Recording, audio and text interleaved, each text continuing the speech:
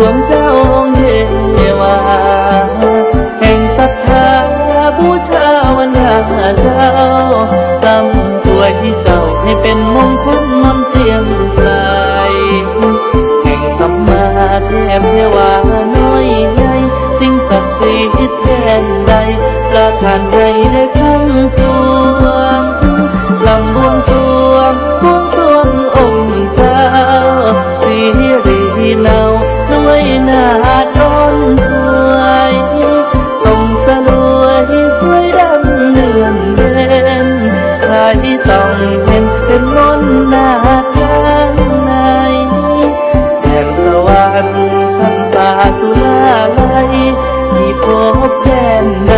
จำถวยไทยมาบูชา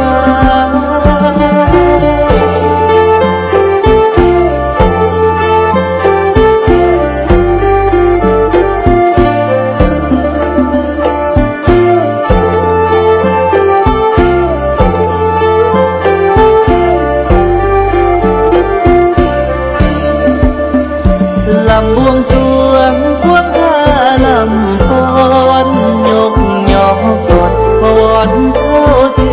วาเสด็จไทยสดับรับบูชาย่อวันทาลำบูชาบวงสรวงนอกสักการะบูชาแดนสวงหาทางพวงเถิดไทยบูชาสีชัยมงคลลีที่ดนต้นเล็ดมนตราพรอัน